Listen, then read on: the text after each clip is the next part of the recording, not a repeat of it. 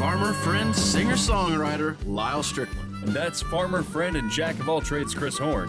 And we're those Tastebudguys. Hey guys, welcome back. Thanks for joining us. One more. You didn't give me a chance to answer. Oh, No, it's fine. Keep going. so you got that out of your system? Yeah, I'm good. Yes. Join us one more time. I'm Chris. That's Lyal. We are those Tastebudguys. You thought I was going to start over, didn't you? I ain't starting over. Mm-mm. Screw you. This is how it's going now. I'm cutting it out because I don't want to draw the attention. You ain't going to cut nothing out. Good lords.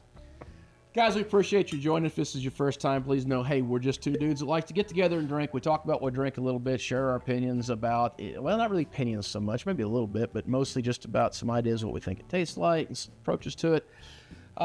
Maybe if you haven't had this and you're thinking about it, you might be interested. And this may be something we say makes you want it or not want it. Maybe you've never had this and we're like, oh my gosh, what is that? I want to try it, which is the case with this one more than likely.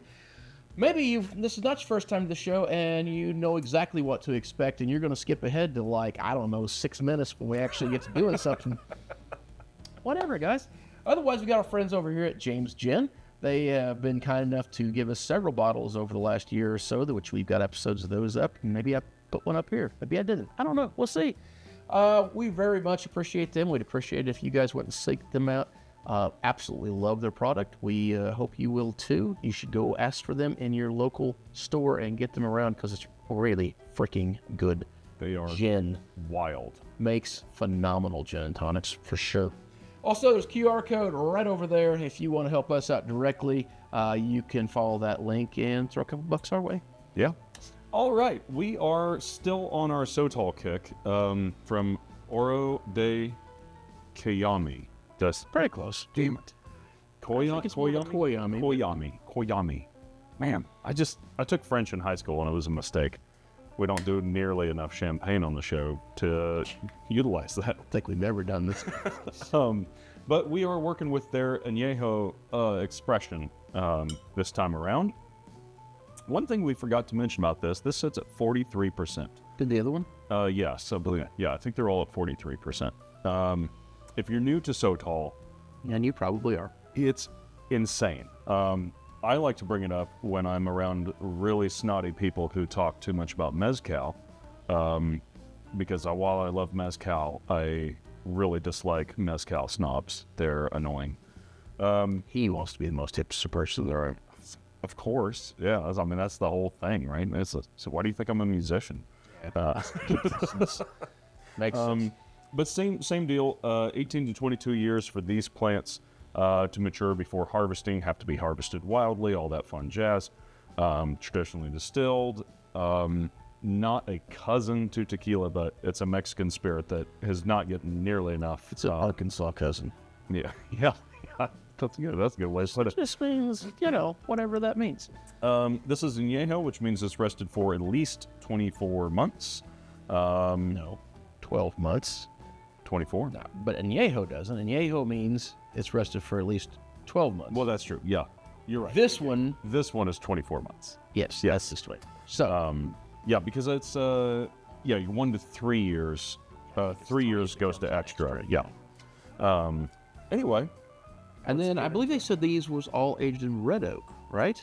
Which I think is a little different than what we do. Yeah. It's bourbon. That's right. We did talk about that. Yeah, so we got to have a good chat with Victor. Victor Ibarra is the owner, distiller for Oro de Coyame. I'm sorry, I'm burping. I can say it, I'm just burping and trying not. You know, if you burp, AI would be super interesting to see how that interprets that. Some extra level demon speak. So anyhow, he gave us a little bit of information. It's been a while ago since we've got it though, so I've forgotten what of course. I made notes. I really did. I can't read my own handwriting. Don't write notes when you're drunk. That's I'm not drunk on this show. Anyways, they did say red oak for a lot of these, and there's just some very interesting thing. If you have not watched the other episode, go back and check it out. We kind of give you some ideas about what sotol was. We won't go into that again right now. Yeah, the red oak is super interesting because most things are white oak or French oak. Look right there in red oak. Hey, reading. It's fundamental. Man, this has such a different nose than the last one. All of those vegetal notes are still there. The floral notes are there, but it's softer and sweeter. The mezcal part of it, the smokiness we'd talked about, that had really, really relaxed. It's not near as heavy, not as in your face as it was. It's like you said, it's softer, it's sweeter. It's got... I said there was a little bit of vanilla underlay in the other one. I think it's more so prominent in this one. Oh, yeah. Vanilla, a little bit of honey. There's a weird, but there's a little hint of spiciness on the nose that's not quite like it's so odd. I'm trying to decide whether it's like a pepper spice or like a mint spice. I'll go pepper with you on it. I don't get any kind of mint or eucalyptus on it. I will say, and I don't mean this to be in any kind of bad way, even though I usually use the term in a bad way. The sotol mezcal notes on the front going over into the sweeter notes tends to cause a little bit almost of a lacquered smell to bridge that there, which a lot of times I don't like. I know I like this, so I don't mean this in a bad way, but it does come across as like a kind of an old smell. Yeah. Sort of a... when I say lacquered, I mean like watered down gasoline. A dissonance on the nose. Yeah, all right, let's get in.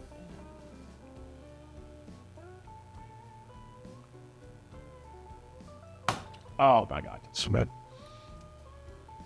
Oh, the finish.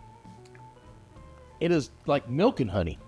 I was going to say... Like the VeggieTales song. I was like, oh, this is sweet.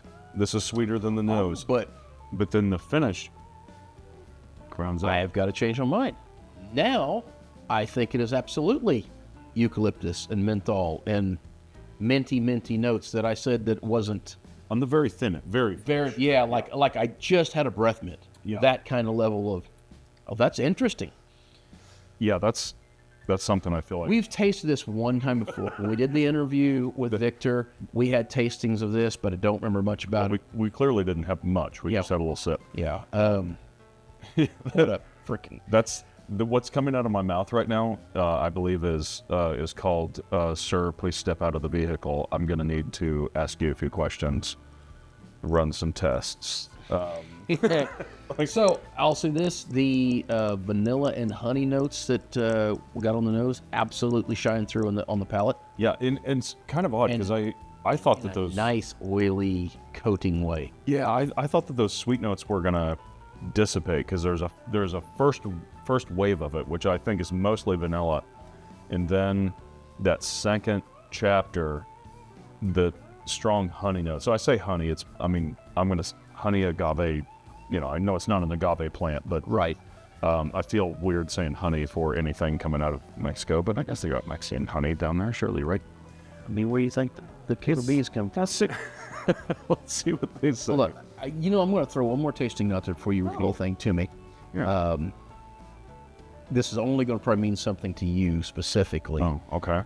Do you remember one of the Maker's Mark bottles that John Dillon give us with the stave profile on it? With the mocha. And it was mocha and French oak specifically. Yeah. And it had a tremendous amount of these characteristics in it. Yeah. I wonder what it would be like to stab a normal barrel with a few red oak staves. I don't know. I didn't even realize anybody done red oak of any kind, so that's pretty interesting. Okay, sorry. I didn't want to interrupt you. Go ahead and do the spiel of whatever Here's what they say. I was freaking wrong about. Honey, Bad. We did good. vanilla, Oh, I did real good. caramel. I didn't say anything about a caramel. No. But I can see that. It's followed by a citrus entry on the palate. Yay, citrus. With sotol, vanilla, ripe fruit, and a dry, woody oak taste. Okay.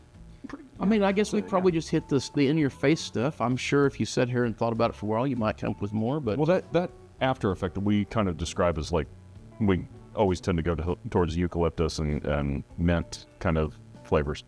I could see that being kind of like you're chewing a piece of wood. I don't know why. I have such a strong desire when I'm at the studio to eat trees. I don't know.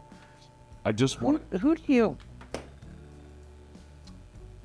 you push this towards? I'm trying to think if you're trying to. We keep trying to figure out how to tell you guys as close as we can what this is like, and we keep saying gin. I still think gin is the right call for the average person to compare it to.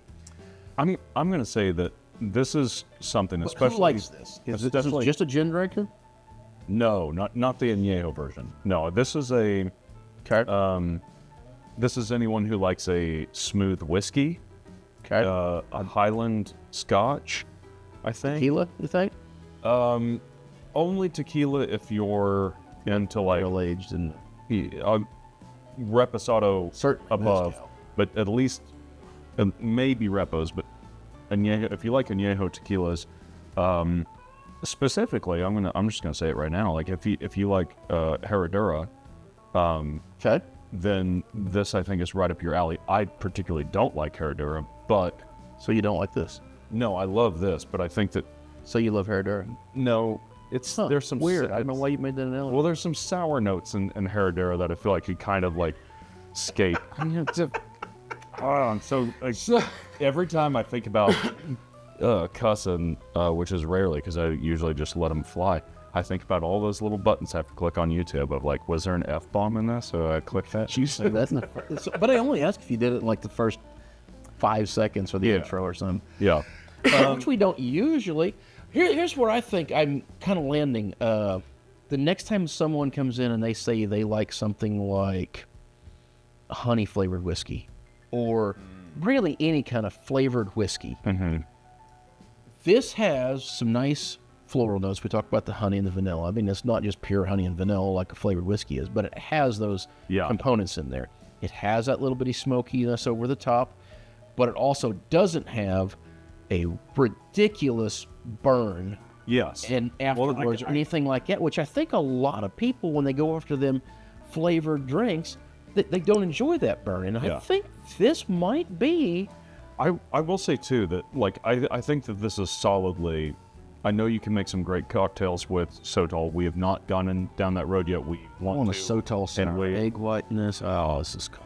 We're going to, but just as drinking it neat, just a pure liquor person. If you aren't that person where you're drinking liquor neat, I would not. Don't dip into this. Like it is a step above. Like it's a Scotch level kind of like appreciation. Yeah, I think you're going to want to appreciate this a little bit. Yet, although that being said, I've never had it over ice, so maybe we should. I mean, I'm down. I guess. Or everything Lyal just said. Well, we don't know yet. But We'll see. But it's I think smooth whiskeys, scotches. I'm going to ask you because I generally don't remember. Do you know what the price on this was? I don't. I am pretty sure what we asked, and I absolutely do not remember what it was. I don't think. If you could even find it up here. I think that these are under 80 for the. Yeah. Oh, yeah. I don't think they're none of them's high. That's the nice thing about. Stall for just a second. Let me see. That's the nice thing about sotol is it's relatively unknown. Therefore, there's not a high demand for it, particularly up here in the States. That's what we're here to rectify. We really want to push this out because the downside to it not being under a lot of demand is it's hard to find. You will find some, particularly from these guys, and I'm not saying they're bad. They're totally fine. They're a Texas Braywood, and I started out absolutely loving them. I still think they're fine, but as I've got into more and more of the traditional Mexico spirits, I am finding that I have a passion for this. Now, it can be got. We want them up here. We really, really challenge you guys to go out there, go to your liquor store, ask for it, particularly this one. You will love this one. We can stand behind this one's name and say, you will like it. It's good. If you don't like this, let's just say you don't like sotol. I'm sure of that. So, well, did I stall long enough? No, that was a really good stall, and no, you didn't. Well, like I say, it's tough to find. It is imported from the same ones that bring in Rejon tequila I'm not. We don't. Their Hoven is $26 a thing. So like I think. Okay. So I think I remember this being like well under 80, but I want to say 60, 70. But yeah. I was thinking about 70. So I think it's probably close. Again, guys, we cannot recommend this enough. Go look for it. Go find it. Right now, it is cheap. Cheap. You're paying $30 to $70 for something that could have been as much as 20 years in the making. Well, yeah, I was gonna say like let's talk about $80 if it's that much on the high end. Age 24 months. Go find a tequila age 24 months. That's age. That's the only one I can think of. Maybe and under $100. Under $100, and that's well under 100. There's a couple others, but it's a hell of a deal. So, all right. Until next time, whether it be I want to say sotol again, because that's what I said a while ago, but it's the truth. Whether it be the sotol you're drinking, the food you're eating, clothes you're wearing, the glass that's getting empty, grab a buddy, try something new. Guys, if there's anything in that episode that you found interesting or entertaining, please consider liking and subscribing. Please don't forget to go over here and check out our friends at James Gin. Can't tell you enough. I know we say we like all this stuff, but we really do. If we didn't like it, we wouldn't keep setting up here. We wouldn't keep asking them for more stuff because we won't like it. We want the stuff we like. We like this. You guys will like it too. Go ask for them by name. Go over and find Oro de Coyame. Ask for them by name. Go up there and click on that, follow that link of the QR code that was through the episode. There's no name there. That's just giving us money, but we appreciate that. We like that a lot. Give us a couple bucks. Hey, cheers.